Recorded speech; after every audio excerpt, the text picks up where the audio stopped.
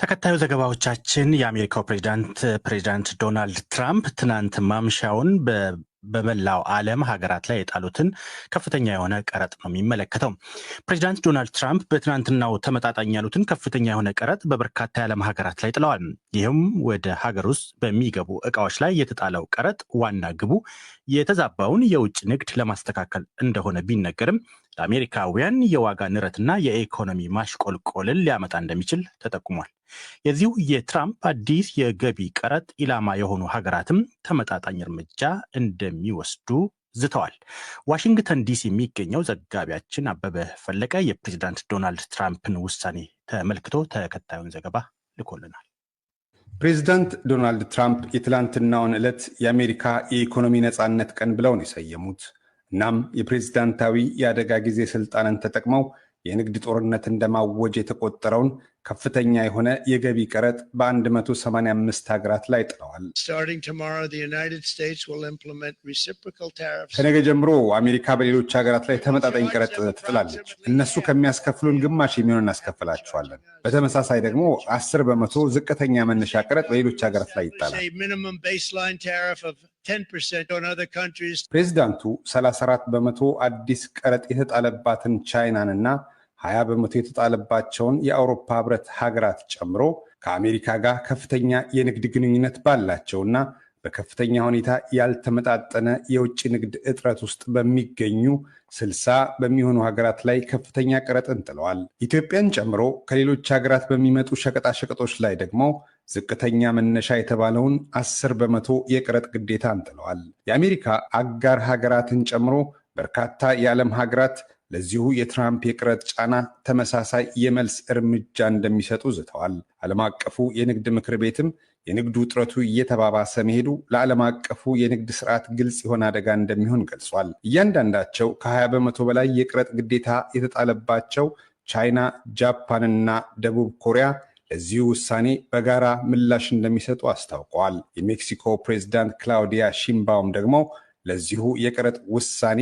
ምላሽ የሚሆን ሰፊ የኢኮኖሚ ዕቅድ ይፋ እንደሚያደርጉ ነው የገለጹት። የተለያዩ የአውሮፓ ሀገራት መሪዎችም ይኸው አዲሱ የቀረጥ ጫና በየሀገሮቻቸው ላይ የሚኖረውን ትርጉም ገምግመው ተመጣጣኝ ምላሽ እንደሚሰጡ ቃል ገብተዋል። የካናዳው ጠቅላይ ሚኒስትር ማርክ ካርኒ አዲሶቹ የትራምፕ ውሳኔዎች በዓለም አቀፉ የንግድ ስርዓት ላይ መሰረታዊ ለውጥ እንደሚያመጡ ገልጸው አስፈላጊውን የመከላከያ እርምጃ እንደሚወስዱም አስታውቀዋል። የሚሰማቸው ያገኙ ባይመስሉም የአሜሪካው የገንዘብ ሚኒስትር ስኮት ቤሰንት የዓለም ሀገራት የአጸፋ ምላሽ ከመስጠት እንዲቆጠቡ አሳስበዋል።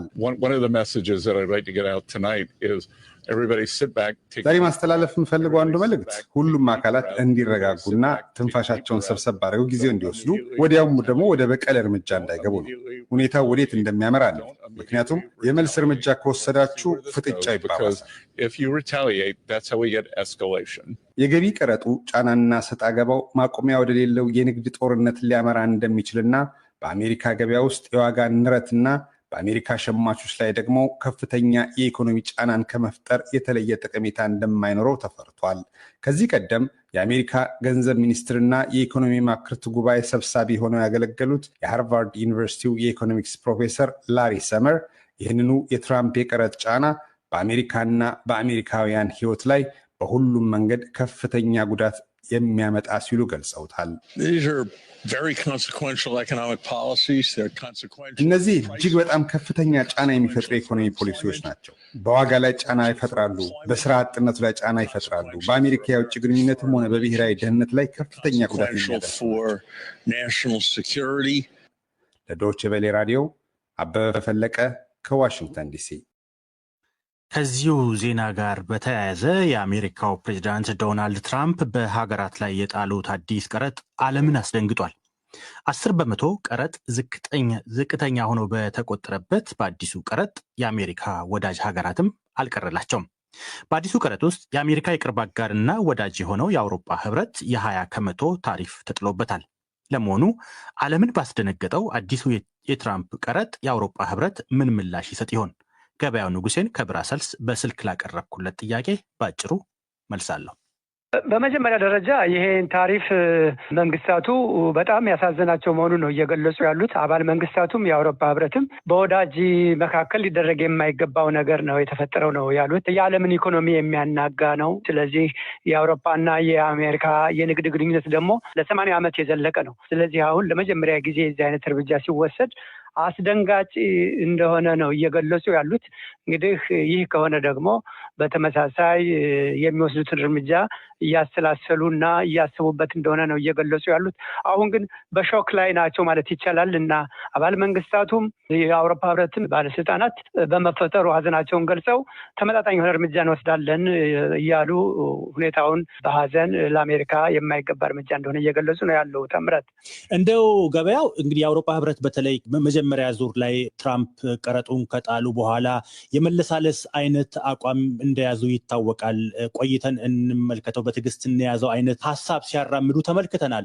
አሁን እንደው ያንን ሀሳብ የሚለውጥ ሂደት እየታየ ይሆን? ብራስልስ አካባቢ ምንድን ነው ያለው እንቅስቃሴ? ብራስልስ በመሰረቱ ተስፋ አልቆረጡም። ምክንያቱም ይህ የታሪፍ እርምጃ ሁሉንም የሚጎዳ የዓለምን ኢኮኖሚና የንግድ መሳለጥ የሚጎትት ከትንሽ እስከ ትልቅ ከሀብታም እስከ ድሃ ሊጎዳ የሚችል በመሆኑ ከሁሉም በላይ ነፃ ገበያ በሚያራምደው ዓለም እንዲህ አይነት ማዕቀብ ተፈላጊም አስፈላጊም አይደለም ባዮች ስለሆኑ ከጊዜ ወደ ጊዜ ፕሬዚዳንት ትራምፕ ይህን ሀሳባቸውን ይቀይራሉ። ምክንያቱም ለአሜሪካም የማይጠቅም በመሆኑ የሚል ሀሳብ ነው ያለው።